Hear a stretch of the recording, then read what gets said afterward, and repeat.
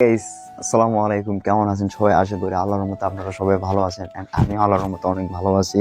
তো আরও একটি ভালো থাকার কারণ আমার একটি স্বপ্ন পূরণ হতে যাচ্ছে। তো স্বপ্নটা কি আপনারা হয়তো থাম্বনেল দেখেই বুঝে গেছেন। দীর্ঘ 6 বছর অপেক্ষা করার পর আজকে আমার সেই স্বপ্নটি পূরণ হতে যাচ্ছে। তো এখন বাজে রাত দুইটা বাজে, তারপর আমার চোখে ঘুম নাই। আসলে যখন একটা প্রথম নতুন বাইক হয় সেই ছেলে বোঝে ওই সময়টার ফিলিংসটা কীরকম। সো আমার বেলাও এরকম হয়েছে। সো আমি অনেক চেষ্টা করতেছি ঘুমানোর, বাট একদমই ঘুম আসতেছে না। তো প্রত্যেকটি ছেলের এরকম হয়েছে যারা প্রথম একটি নতুন বাইক ক্রয় করছে। আসলে এই ফিলিংসটার মতন বেস্ট ফিলিংস আর কোনো ফিলিংসই নাই ভাই। এখন আমি ঘুমানোর চেষ্টা করব, কালকে সকালে দেখাবো আমি কোন বাইকটা কিনতে যাচ্ছি। তো ততক্ষণে আপনারা এই ভিডিওটি কন্টিনিউ করুন। আর হ্যাঁ, ভিডিওতে লাইক করেছেন তো? যদি লাইক না করে থাকেন, ছোট ভাই মনে করেন বা বড় ভাই, একটা লাইক দিয়ে দিবেন। আর আমার চ্যানেলে যারা নতুন হয়ে আসছেন, নতুন সদস্য, তো তারা আমার চ্যানেলে সাবস্ক্রাইব করবেন, পাশে থাকা বেল আইকনটি বাজিয়ে দিবেন। আপনারা এই ভিডিওটি যদি ফেসবুক পেজ থেকে দেখে থাকেন, তাহলে আপনারা ফেসবুক পেজে গিয়ে ফলো দিবেন। নিত্য নতুন কোনো ব্লগস নিয়ে আপনাদের হাজির হব। তো পুরো ভিডিওটি কন্টিনিউ করুন। তো সকাল সকাল ঘুম থেকে উঠলাম, রাতে ঘুমানি, এই জন্য চোখগুলো ব্যথা করতেছে।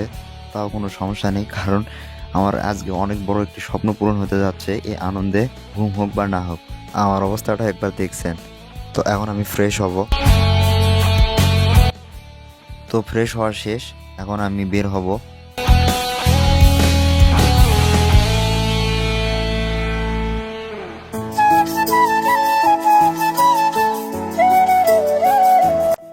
তো বাইক কেনার জন্য টাকাগুলো গুছিয়ে নিলাম। এটা আবার আমার ভাগ্নি চাচ্ছে, তো ওর হাতে দিয়ে দিলাম। তো ওইটা আমাকে আর দিচ্ছে না, দেখতেই পাচ্ছেন। তো আসলে ভাগ্নিকে বাইক কিনতে নিয়ে যাব না, আমি, আব্বু আর একটা চাচা যাবে। তো সব কিছু কমপ্লিট করার পর আমরা এখন রওনা দিলাম। একদম সোজা আমরা শোরুমে গিয়ে পৌঁছাবো। তো ততক্ষণে আপনারা পুরো রাস্তাটির ভিউটা উপভোগ করুন।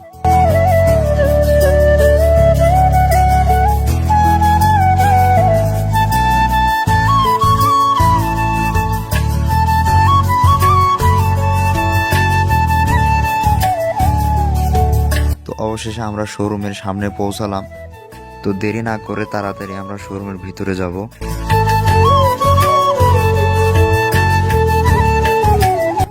তো শোরুমে ঢোকার পর বাইকটা থেকে আমার মনের ভিতরে একটা আলাদা ফিলিংস কাজ করতে শুরু করলো। মনে হচ্ছে এই কি আমি বাইকটা নিচ্ছি, আমার বিশ্বাস হচ্ছিল না নিজের প্রতি। এই বাইকটার জন্য কত যে কষ্ট পেয়েছি সেটা আমি জানি। প্রত্যেকটা রাত গেছে আমি এই বাইকের কথা মনে করিনি। অন্যের বাইক দেখে নিজের প্রতি একটা হাহাকার সৃষ্টি হইতো মনের ভিতরে, অনেক খারাপ লাগতো, যা হয়তো কাউকে বলে বোঝানো যাবে না, বাট অনুভব করা যাবে। আর এই বাইকের স্বপ্নটি প্রত্যেকটা পরিবারের ছেলেরাই দেখে, হয়তো পারিবারিক নয়তো টাকার কাছে তাদের স্বপ্নগুলো হারিয়ে যায়। সেম কিন্তু আমারও অবস্থা। তারপরে কিন্তু আমার আব্বু নিজের কষ্টের হালাল টাকাগুলো দিয়ে আমার এই স্বপ্নটি পূরণ করে দিতেছে। আসলে আব্বুকে কি বলে যে ধন্যবাদ দিব এটা ভেবে পাচ্ছি না, আমার এত বড় স্বপ্নটা পূরণ করে দিচ্ছে। তো বাইকটা পুরোপুরি দেখা শেষ, এখন আমরা এই বাইকটি আমরা নিব। তো এখন লেনদেন হচ্ছে, ওখানে আব্বু শোরুমের মালিকের সাথে কথা বলতেছে। আরেকটি কথা, এই শোরুমে কিন্তু আমার মামা হচ্ছে ম্যানেজার, আমার নিজ মামা, তার জন্য হয়তো এত তাড়াতাড়ি বাইকটা হাতে পাইলাম। ইনি হচ্ছেন আমার আব্বু, আর এই পাশেরটাই হচ্ছে আমার এটা মামা। মামা এই শোরুমের ম্যানেজার। তো মামা এখন আমার গাড়িটি বের করে দিবে, চাবি আনতে চলে গেল। তো আমি গাড়িটার কাছে আসতেছি আর দেখতেছি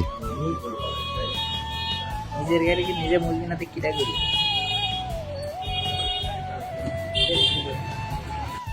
তো প্রথম আমার গাড়িতে আমি ধুলোগুলো মুছে দিচ্ছি। গাড়িতে অনেক ধুলো পড়ছিল, রাস্তার পাশে শোরুম তো এই জন্য অনেক ধুলো পড়ছিল, এই জন্য আমি একটু মুছামুছি করে নিচ্ছি। তো এখন মামা চাবি নিয়ে আসলো, এখন আমাদের গাড়িটি স্টার্ট করবে। মামা গাড়িটি অন করলো।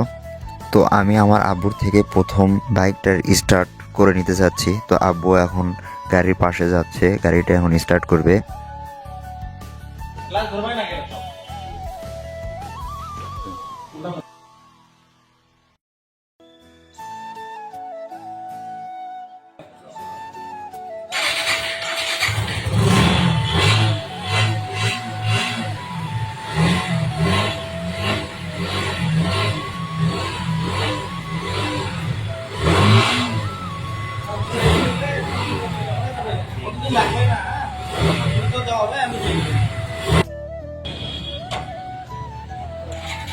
তো সব কিছু কমপ্লিট, এখন আমরা গাড়িটি বাসায় নিয়ে যাব। তো আমি এখন বের হব শোরুম থেকে।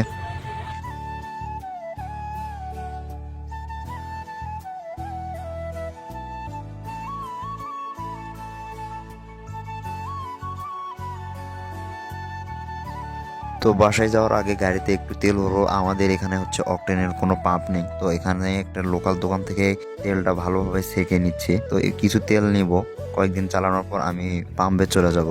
পাম্প থেকে আমি পুরো ট্যাঙ্কি লোড করে নেব। তো আপাতত কিছু তেল তুলে নিই। তো পুরো ট্যাঙ্কিটি আমি ফুল করিনি, কারণ এই দোকানে বেশি একটা তেল ছিল না। তো বাইরের তেল বেশি উঠানো ঠিক না, তাও আবার নিউ গাড়ি। তো আজকের ভিডিও এই পর্যন্তই ছিল। আপনাদের ভিডিওটি কেমন লাগলো তা অবশ্যই কমেন্ট বক্সে জানাবেন। আর সবশেষে একটা কথা বলতে চাই, আলহামদুলিল্লাহ।